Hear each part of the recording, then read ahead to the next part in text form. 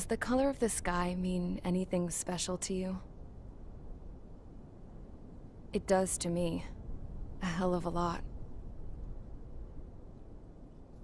When I close my eyes, the sky in my dreams is a deep, dark blue.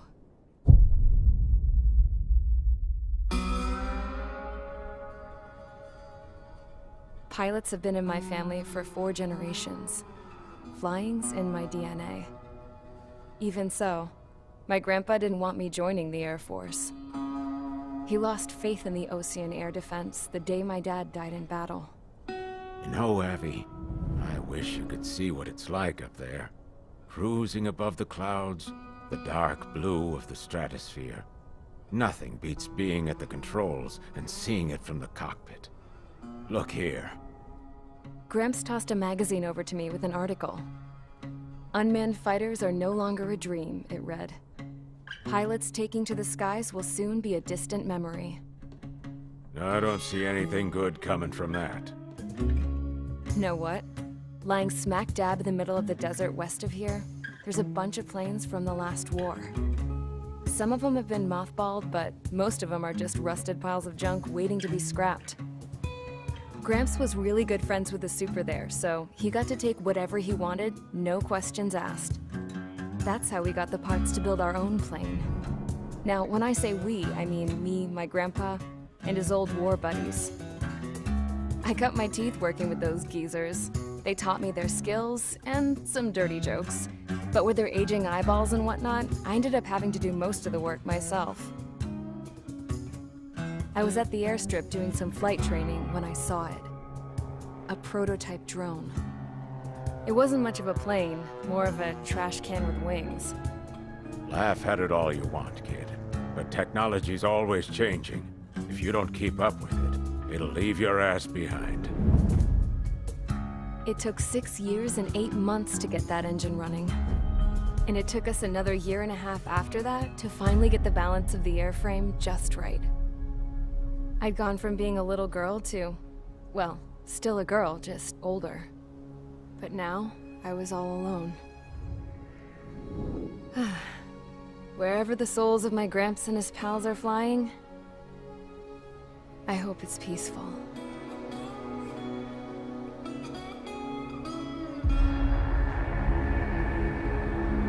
Then, finally, I was ready to break the sound barrier.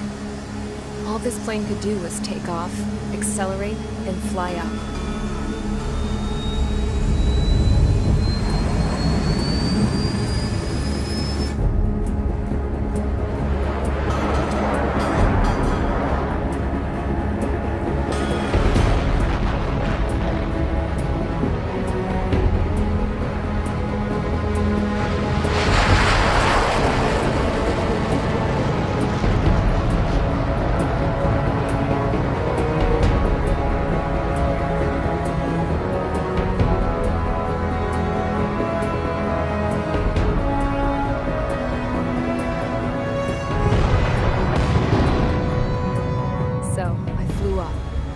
Straight up, through the clouds, higher into the sky.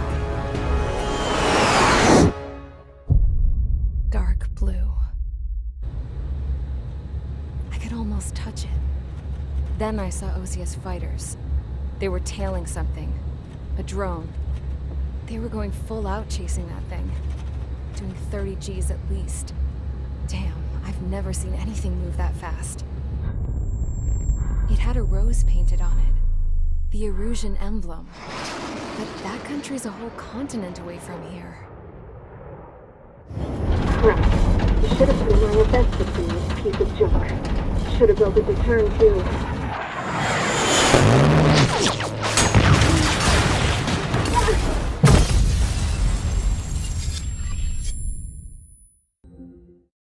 As of 1 p.m. today, the Kingdom of Erusia has declared war on the Ocean Federation. As soon as the news broke out, enemy aircraft began bombing Ocean territory, causing widespread destruction. The Air Defense Force has released a statement saying this violent attack was carried out by drones. They speculate the drones were secretly transported to Osea in shipping containers and launched remotely. The Secretary of the Navy has stated that the enemy was targeting naval ports across the country. According to the Secretary, all of the nation's aircraft carriers, including one still under construction, sustained severe damage in the attacks. We have yet to hear back from the department as to the fate of Ocean carriers currently at sea. Hold on. I've just received breaking news. The International Space Elevator, which is being built in southern Usea, has been seized by the Erusian Army. Reports say former President Harling was touring the site at the time, but his current whereabouts are unknown. Our sources in government tell us it was Harling's policies regarding the space elevator that caused economic frictions in the area, and which ultimately led to this war. Located near Erusia, on the continent of Usea, the space elevator has been under construction for some time now. The Executive Office of the Ocean Federation has declared a national state of emergency. They have ordered all its armed forces, including Usian peacekeepers, to mobilize and make the necessary preparations to launch an immediate counterattack. Ladies and gentlemen, our country is officially at war. Stay tuned for further updates. Breaking news from ENN. Osea launched an attack on the capital today, striking Farbanti from their aircraft carrier, the Kestrel II. After a brutal battle, the Erusian Air Force successfully repelled them. During the air raid, the Ocean Air Force fired missiles at the city and managed to shoot down a number of Erusian fighters. Some of the disabled planes then crashed into residential areas. The world was screwed. 20 years ago, the Earth got slammed by an asteroid. Usea was on the wrong side of the planet and got hit. Hard. Refugees swarmed the Erusian Republic, the biggest country on the continent, plunging it into chaos. They were desperate and started a war, one they had no hope of winning. That's the war my dad fought and died in.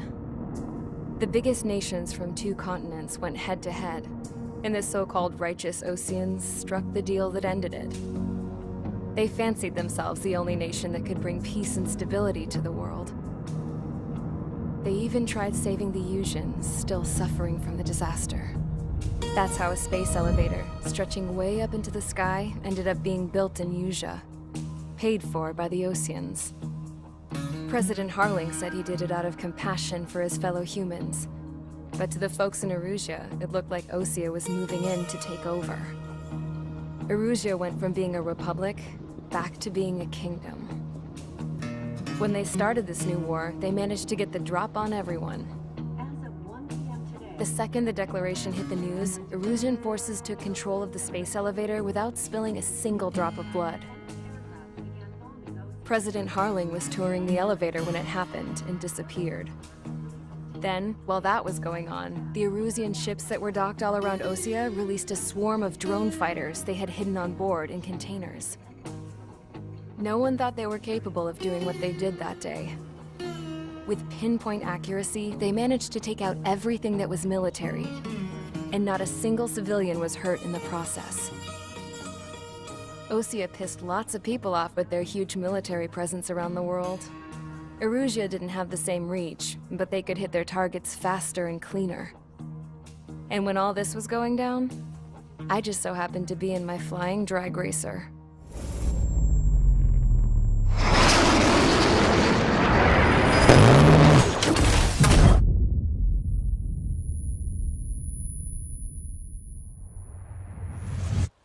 In case you were wondering, yeah, I survived.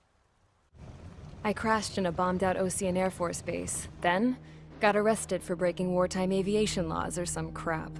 The world went from being at peace to being at war, all in the blink of an eye. I'm Princess Rosa Cassette Delise of the Kingdom of Erusia. Today, Ocean airstrikes have shattered the lives of countless Erusians. Their attacks practically leveled the school I went to. It is heartbreaking.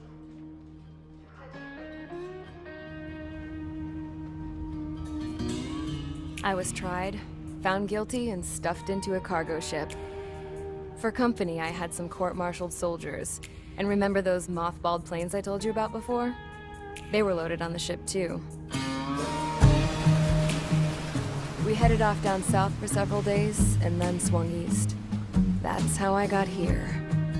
I was thousands of kilometers from Erusia on the opposite side of the Yuzian continent. For a port, it was dull as hell. It had 3 rusty patrol boats, and the base?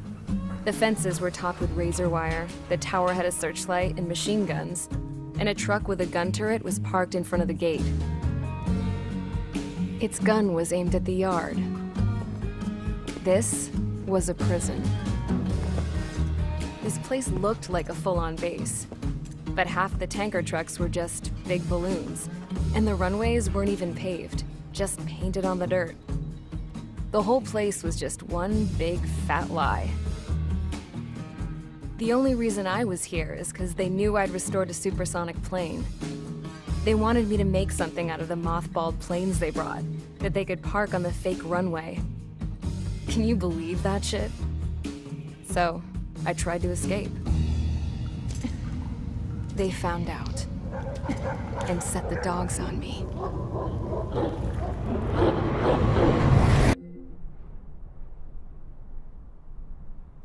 Here he comes.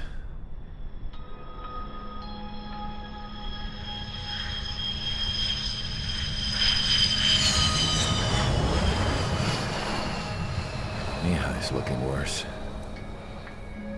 Thank God he has his granddaughters here to help him out. They're sisters, 15 and 10. Engaging the enemy in combat so we could use his physiological data to improve the drones had always taken a toll on Mihai's body. But today, he was really showing his age. The drones we based on his data were being taken down at a faster rate now compared to when the war began. When Mihai found that out, he insisted on flying to the front lines to see it for himself. Sometimes he could be so stubborn. His age wasn't the only thing affecting his health. Over the years, flying at high altitudes for prolonged stretches of time had ravaged and poisoned his body. But he was a man of grit. Today, after 28 years, he saw combat again. If his flight suit still wasn't good enough to protect him, I can't imagine how many G's he hit today during the battle. As a pilot, he exceeds all our expectations. It's going to take a bit more tweaking before our drones can match his skill.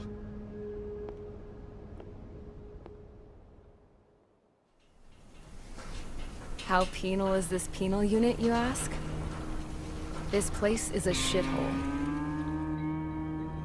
If you took the stink of all the corruption in the world, then corralled it all in one place, that would give you a pretty good idea of what the air smells like around here. We got all kinds of critters, too. Everything from flea-ridden guards, rabid dogs, and a mechanic doing the stretch for life. I can't forget the rats. Yeah, we got those. And some pilots who got their wings clipped, too. One's a great pilot, but a lousy thief. One's a gambler with no luck. And one's an anarchist with no balls. Their job here was to rev the engines on the fake runways. The idea was for Erusia's spy satellite to pick up the heat sig. Even though there weren't any real fighters here, it looked like it on their infrared. I bet you're wondering, if Erusia lost the war, how come they still have a spy satellite? Because someone over there was smart enough to train a bunch of computer nerds to hack into half of Osia's satellites. That's how come. Every now and again, I'd try to bust out. And every single time, those damn dogs would drag me right back. When I was in my cell, I'd hear this voice coming from the guards room. It was the Erusian princess rallying her people on the Erusian national broadcast. All us prisoners had become big fans of hers. You want to hear something funny? The guards were big fans too. I swear to God, every time she was on the air, they'd turn up the volume on the radio and sit there listening. I could see how someone like her could win the hearts and minds of soldiers and workers alike. When the princess said something, you could tell she meant every word. Lately, she'd been having more fun with her speeches, and that made her seem even more charming. You could say her charm was like a virus. Whenever she'd point out stuff that was wrong with Osia, the prisoners in here went nuts. Hell, if anyone knew how messed up Osia was, it was the prisoners. They'd shout, "Burn Osia down." No way am I just gonna sit here and rot away in this hellhole. Dark blue. Instead of building fake-ass planes to trick Arusia, I'm gonna build one that'll really take off. You can count on that.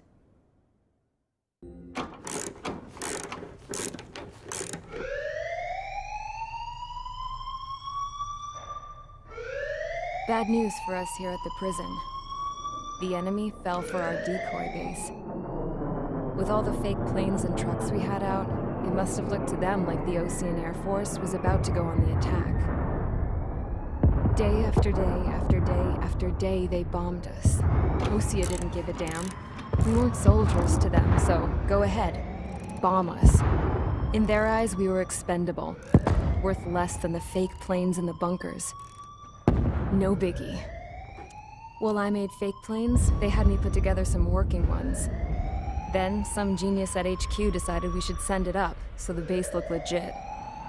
Thankfully, we had people to crew them. It didn't matter what we were locked up here for anymore. Top brass needed pilots, and criminals were all they had. A crook, a gambler, an anarchist. Just your typical lowlifes. They threw each one of them in a cockpit and sent them up to intercept the enemy's planes. But in the end, it was all just for show. So, up they went, day after day after day. Today they tossed someone new into the mix. Wonder what he did to get sent here. My dad died flying for the Ocean Air Force. When your allies are surrounded, one of the most dangerous missions is giving them cover to retreat. Whoever signed up for that was a real hero. But even more dangerous than that was being the one who had to cover the rear guard's retreat. That was my dad's job, and one time, he called it off. Said it was too late for him. Said anyone else would have done the same. I found that out from a war buddy of his when he came to tell me how my dad died. The next time a retreat happened, my dad volunteered to be in the rear guard. Dumbass. He died all right. No one came to help. The news nearly broke me. Of all the ways to get killed, that's gotta be the most pathetic one ever. Am I right? There's a rumor going around about another inmate. A guy they brought here a little while ago. Get this, talk in the cell block says he was sent here because he killed Harling, the president of Osea during the last war, remember? He's the one that sent my dad on that suicide mission. He's the reason I had to go live with my grandpa, and why me and Gramps started building a supersonic jet. He's the reason I ended up here. Maybe I should give that guy a thank you note for killing him. Nah. God, I hate the smell of this place. It's all fake and lies and bullshit. It reeks.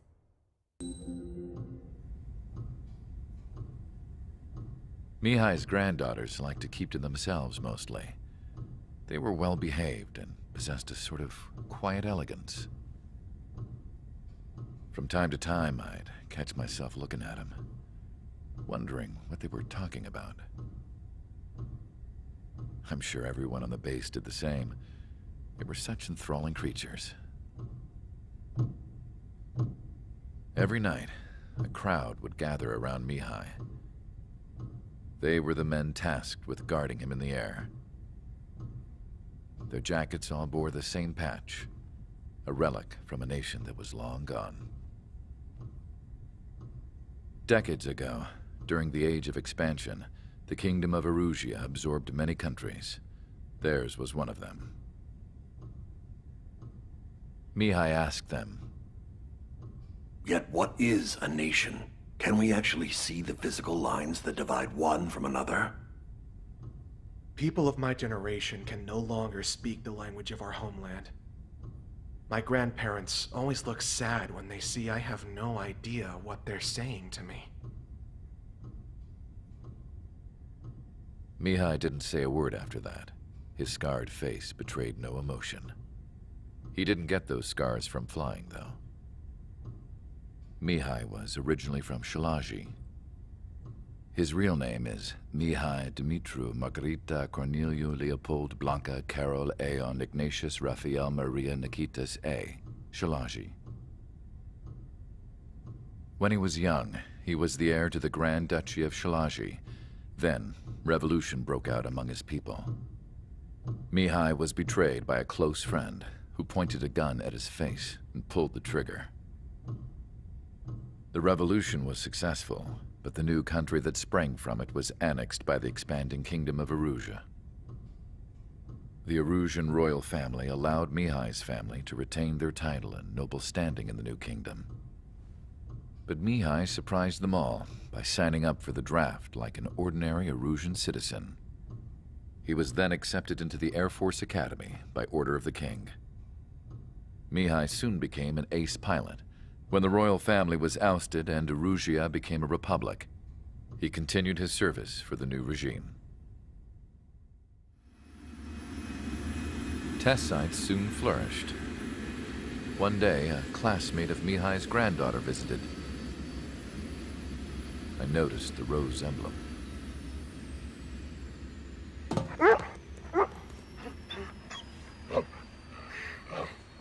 She laughed like a princess, and I found out later she was indeed the daughter of Erusia's new ruler. She was the connection to the royal bloodline everyone was looking for, the one to restore the monarchy. This new princess was truly a godsend for the Erusian people. If Mihai's granddaughters were like the moon, she was like the sun, around which everything seemed to orbit. Her face was so expressive. It's no wonder the people of this war-torn country instantly felt at ease when they saw her speeches.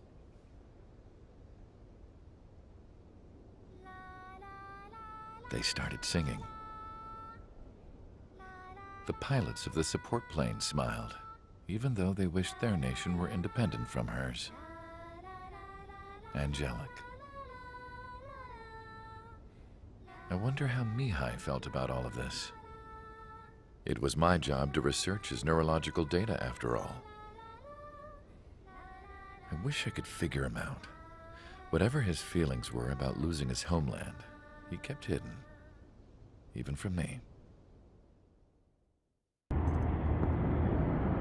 I had a chance to talk to one of the pilots that escaped back here, so I took it. Apparently, 2 of our planes took the enemy on alone. They covered the Allies so they could retreat.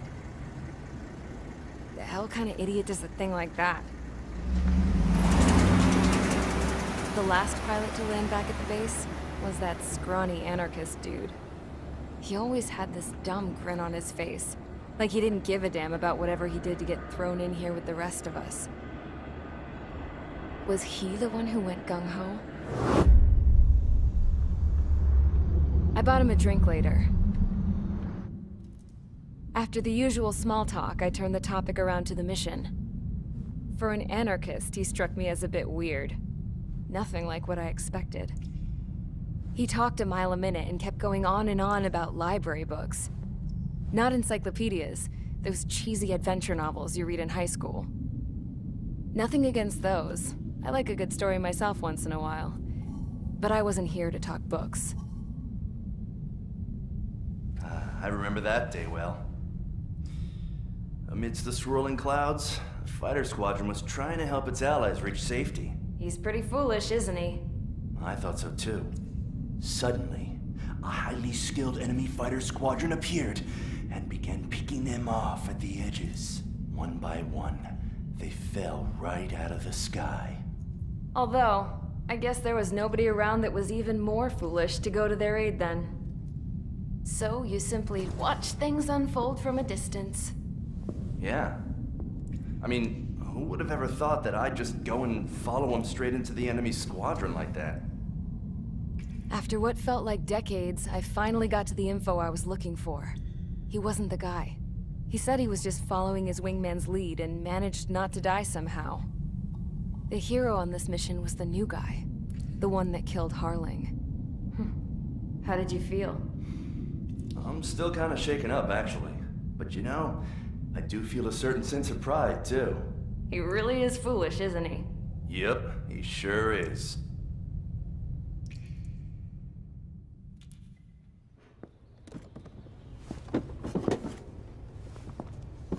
I went to the hangar to have myself a closer look at Trigger's plane.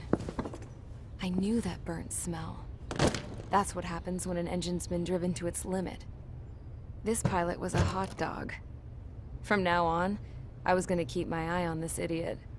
From a distance, though. I didn't want to get too tight with someone who was a better pilot than my dad. Even so, I decided to give this guy's plane a little bit of the old Avril magic touch. He needed all the help he could get. Suddenly, we were being treated like a regular unit. We've been ordered to pack everything up and move the base further inland. We even got a transport plane. The funny thing is, no one here remembers I've got a bum leg and, oh, that I'm not a soldier. Take a look at the map. There's an island on the other side of Usea our Marines landed on. The space elevator's not too far from there. They tell us the airfield's being used as a base to support the elevator. Not sure if I trust that intel. Anyway, the transport plane's gonna drop us there, without any fighters to cover us. Some genius thought we could commandeer the enemy's jets they left in the hangars, and use those to fight. Y'all aren't real soldiers, they said. Any other day we'd be using you lowlifes to go out and dig up landmines. And prisoners don't get guns. You'll just have to make do with whatever we give you and like it.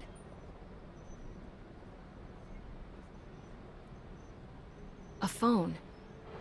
They don't let us prisoners near them. But with all the hustle and bustle of moving the base, they forgot to lock this one up. Looks like an antique. I lost my right for a phone call ever since I was arrested and locked up. It's trippy to think that I can just hook it up, dial a number, and talk to someone from my own country. Planning escapes ain't all I'm good at. I'm plenty good at remembering phone numbers, too. A little while later, I headed over to HQ. You must know. We did get a call direct from command. That pipe, what exactly are you doing with it? My grandfather had a lot of friends in the Air Force from his time as a lieutenant. My point? Well, you're going to set out in your own special aircraft.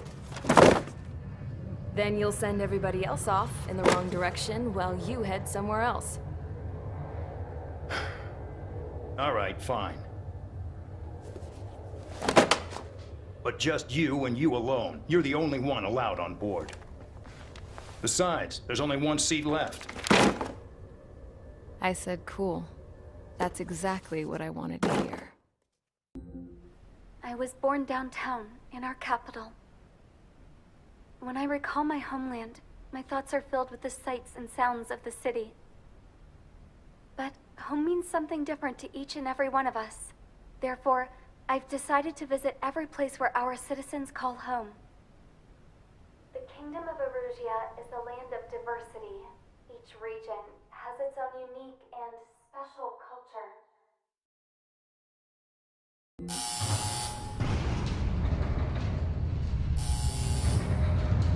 Mihai's second sortie was designed to calculate how his physiology changed under the stress of combat. My job was to compare his performance as a pilot now to when he was younger and understand how his skills evolved. To tell you the truth, I'm not sure I wanted to know the answers anymore.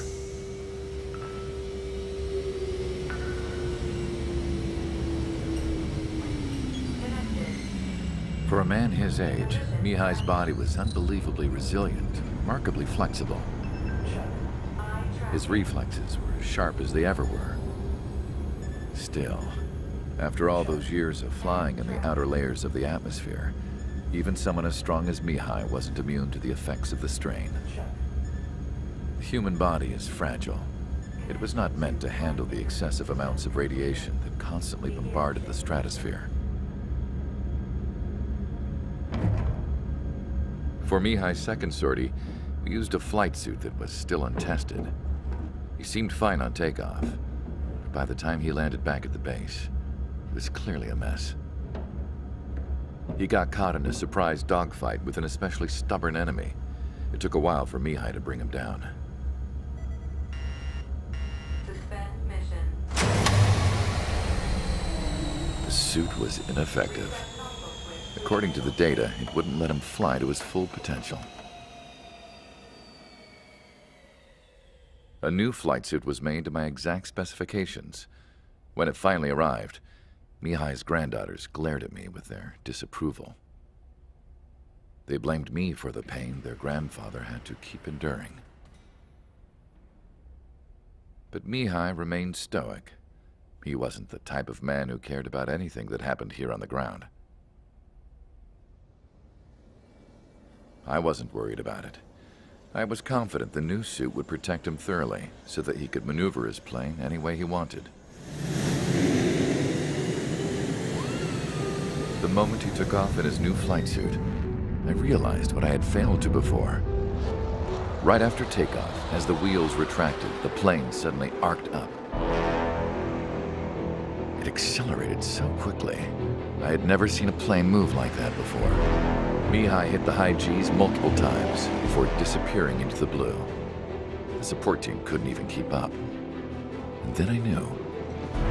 I understood why he never seemed to care about restoring his stolen country back to its former glory, and why he didn't seem to care about anything that happened here on the ground. Of course, Mihai's kingdom was the sky.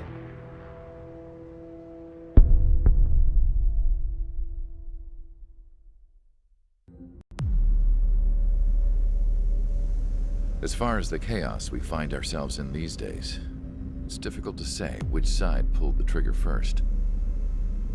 Erusia deployed an automatic intercept system with drones. Osea implemented long-range attacks to bypass them. So Erusia decided to sabotage Osea's communications and navigation technology. Erusia couldn't launch a satellite themselves, but they were still able to hack the software of the Osean transmission and navigation systems. Before Osea even noticed, half of their satellites were hijacked. That's when things got ugly. In an attempt to knock out each other's capabilities, both forces launched fighters loaded with anti-satellite missiles at the same time. Only military satellites were targeted. However, their destruction created a debris field in orbit, which wiped out scores of other satellites, both private and government-owned. What kept the world relatively sane up to that point had been free-flowing data and information. But now, those were gone. All that remained was chaos and confusion. Government and civilian broadcasts and transmissions were cut off. The flow of information had ceased.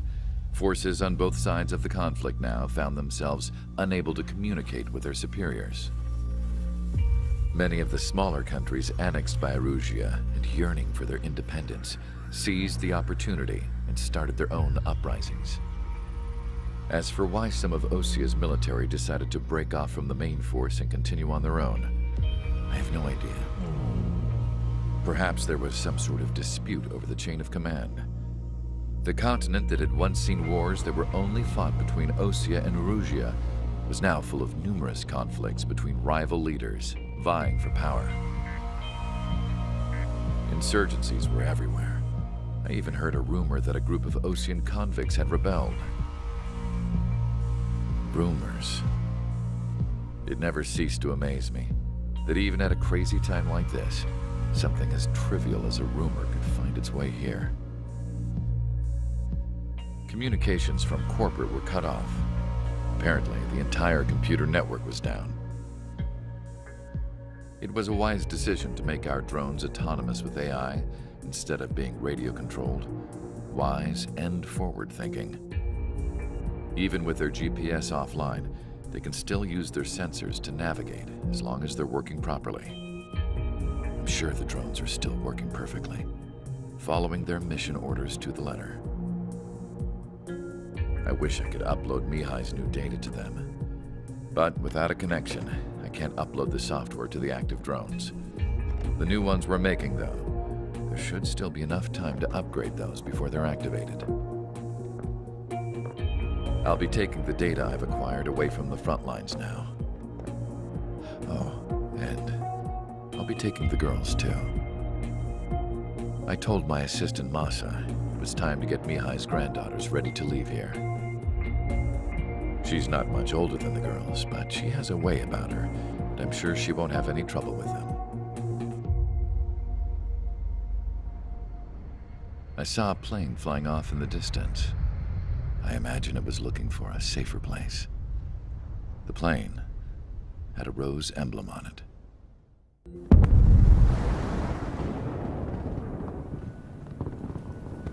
The island we went to was supposed to have been secured by the ground forces. They hadn't gotten a handle on things by the time we got there, so now we were stuck in the middle of a half-assed campaign. My job was to get the planes ready for combat, making repairs and handing them over to our troop of cons. Thing is, the enemy still had the hangars. The comms were still down, so none of us knew what the hell was going on. The last transmission I heard before everything went to shit was that some prisoners from an Osean military penal unit rioted and managed to escape. They stole some jets and now they were flying around, taking out their former allies left and right. I wonder if any units like ours were out here, creeping around. Hearing the Osean jets firing at each other overhead chipped away at morale. Since the radio was out, it was quiet. I liked it better that way. All I heard was the gunfire. Here we were, walking around carrying rifles. We were pilots, damn it. Friendly fire will probably kill us. You know things are desperate when the guards that used to lock us into solitary are now telling us it's better we all stick together. I guess they think our odds of surviving this war are better that way. After walking for miles across the battlefield, we came across the wreckage of a plane. Passenger, not military. I knew that rose. It was an Erusian liaison plane. The guard's dogs smelled something and took off. They led us to a cliff. And the bodies. Today, I lost everything. When Osea attacked our capital, my father, a man who was never really suited to being the king, was killed. I was to be flown out of the war zone to safety, but the plane was shot down by rebels. The entire crew was killed in the crash. Soldiers appeared and one shot at me. My dog went after him and shot him to pieces. He was my best friend. After all those speeches I gave about working together for peace, I thought everyone felt the same as I did.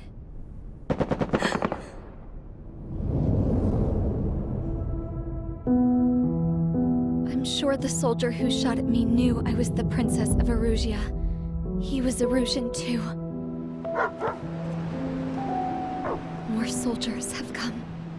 Now, there is no one left to protect me. I am so numb, I cannot move.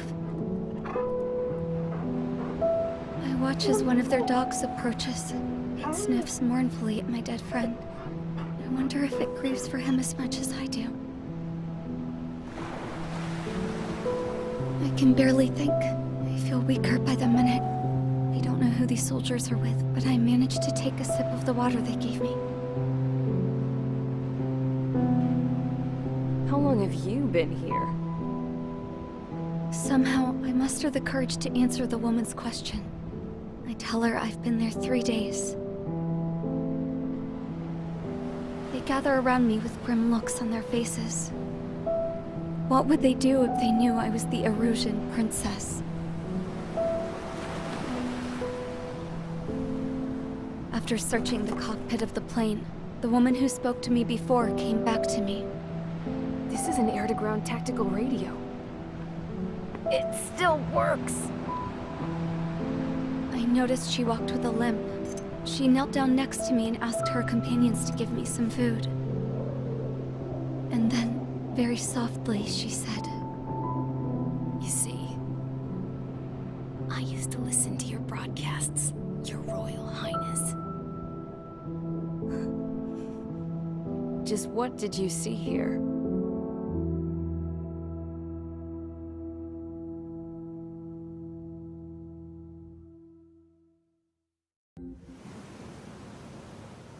We found a boat, then sailed away from the island. We had to. We didn't belong there.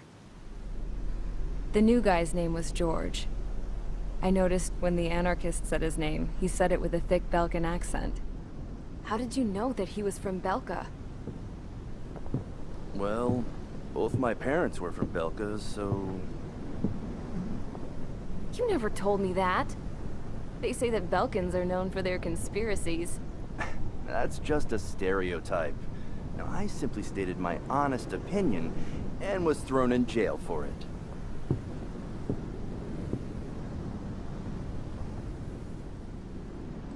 The princess sat there looking miserable. That was a dumbass stunt she pulled back there, but it got us on this boat.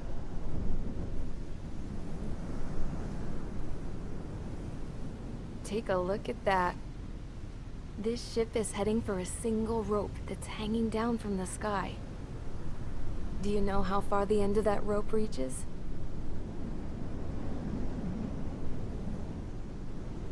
Outer space. No. It is a direct connection to the very potential of mankind itself. Or at least it was until war erupted.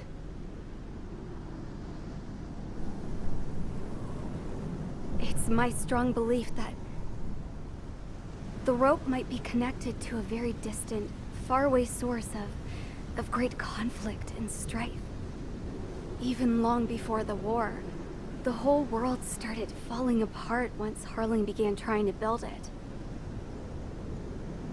I often wonder what was going through Harling's mind when he was trying to destroy the very thing that so many people were sacrificed in order to create.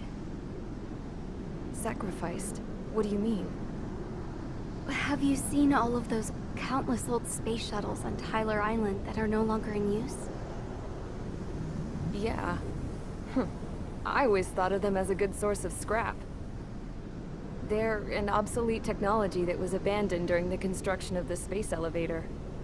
Which would mean that if the space elevator was destroyed, it would be that much harder for mankind to reach the stars.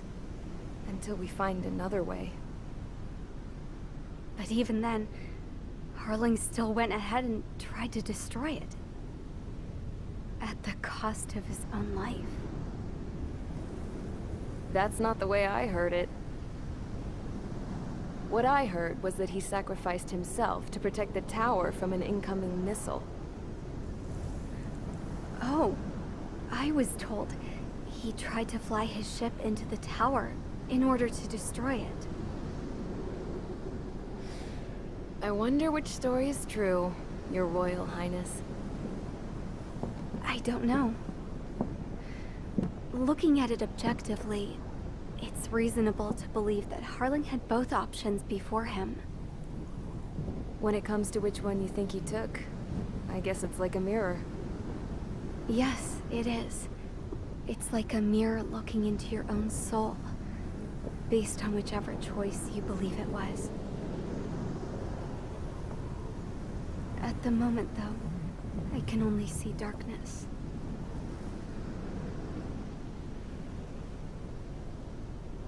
I think that thing should be destroyed.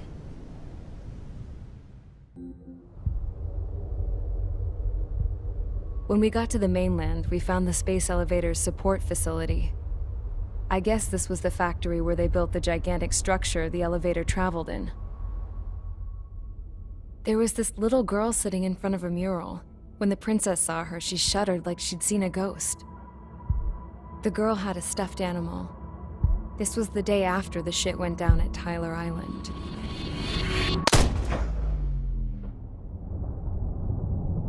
She walked right up to the princess, took her hand, and led her into the factory. One thing's for sure, they knew each other. The factory had been converted to a production line for Erusian drones. It was fully automated and chugging along, making drone after drone after drone. Once they got inside, the princess stopped and just stood there.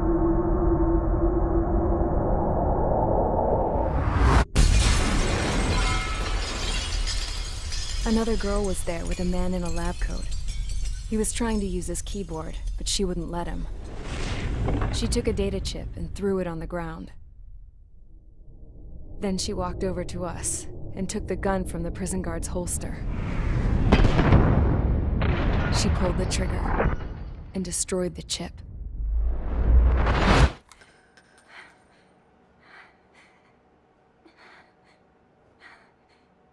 Later, I found out that the girl with the gun and the one with the stuffed animal were sisters. They were also the granddaughters of Mihai A. Shalaji, the legendary pilot. Gramps used to talk about him. He said Mihai was the top ace from 2 wars ago.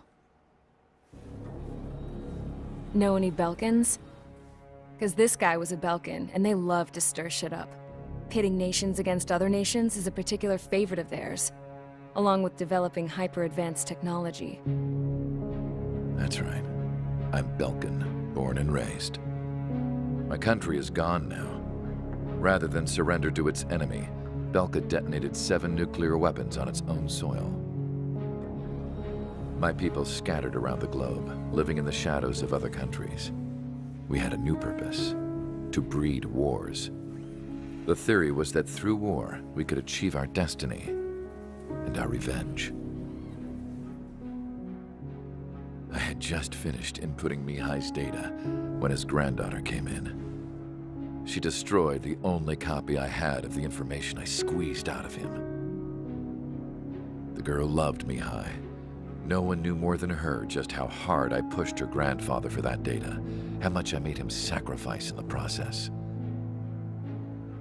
I promised his granddaughters that his efforts were not in vain, that it could end this terrible war. But in the end, it only caused more chaos and despair. We were responsible for all this damage, all this tragedy. Now, we were going to pay for it. The Erusians, once our allies, would see to that. I had lost the drive to continue my work, even before I noticed Mihai's granddaughters eyeing me with suspicion that one day. I should have stopped then, for all our sakes. Mihai's granddaughter tossed the gun aside. She said if she resorted to killing, she'd just end up like the rest of us. And by us, she meant everyone, including the princess. Like me, the princess was afraid to look into the girl's eyes. She knew that by encouraging her people, she kept the war going. Mihai and his granddaughter were victims of it, and now they too were paying the price. Is this for Belka? Or for Erusia? My grandfather had only one wish: to continue soaring through the endless skies. That was the only place where he felt alive. But I don't even have a country to call home, let alone the sky. The Black Forest, the lake, they are no longer mine. Even though those lands were once cherished by my late mother. We have to learn to put that sense of nostalgia behind us and behave like mature adults. My homeland. She's right. It feels so far away now. The woman with the rifle approached me. She was focused on more pressing issues. I checked the computer. All of the data on the legendary Ace had already been installed. No, I pulled it before it was completed. However, there are 2 aircraft that are already scheduled to be manufactured based on that data. We must destroy the factory. This isn't the only one. There are more facilities just like it, and the 2 planes containing the data will be manufactured at one of those facilities. So, this place runs on solar power that the space elevator generates, right? How about the others? We can destroy the space elevator and cut the power to them. First things first, let's take this one out. I'll show you which locations to target.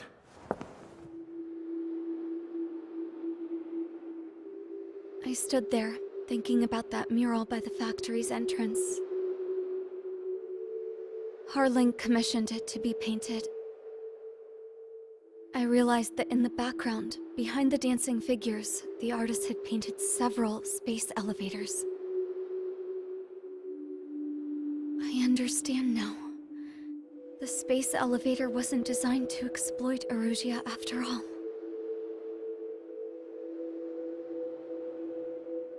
Good. And afterwards, we'll bring down the space elevator itself. No matter why it was built, right now, it's the root of this chaos. I wonder Yes? which path you would choose when looking at Harling's mirror.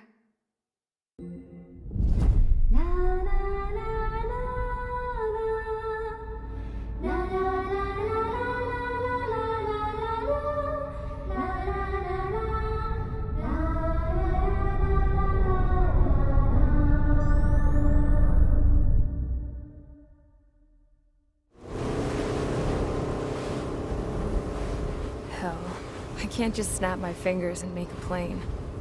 Believe me, I wish I could. Right now, we needed one. Bad.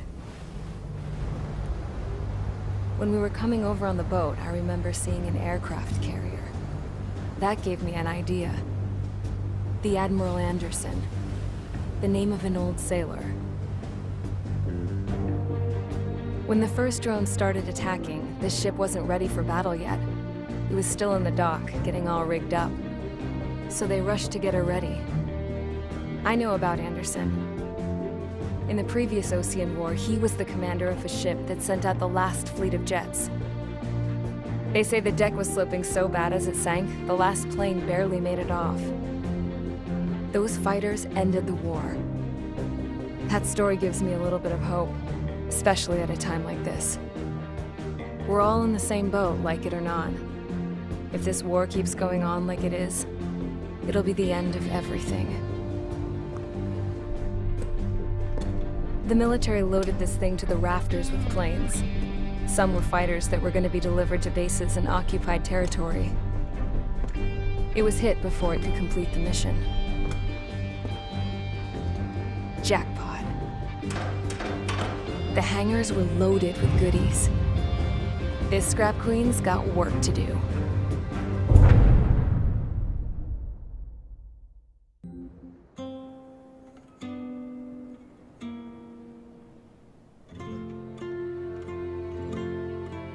The refugees built a settlement for themselves at the base of the space elevator. A humanitarian mission from Yuktovania airdropped some supplies for them again today. Thanks to the princess, the whole world was pitching in to help these people. Handing out the relief supplies would have been a perfect gig for that anarchist dude. But since he's dead now, the job went to the guy from Belka, George. I guess Tabloid got that new system he wanted in the end.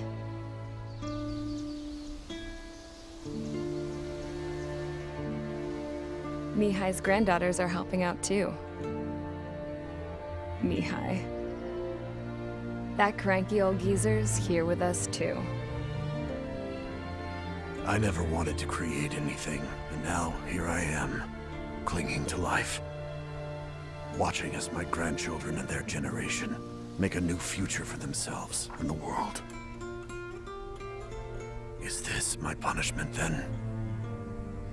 All I do is lie here, wasting away.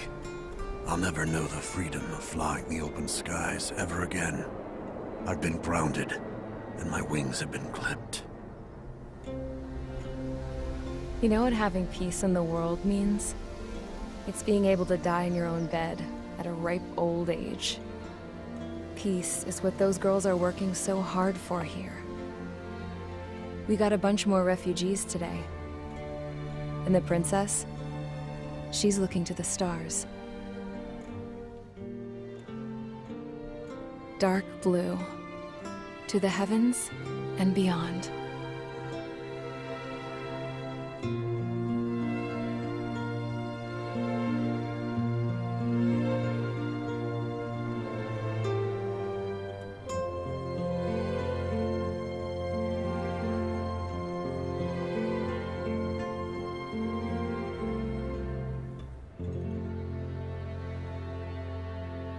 Can you hear me?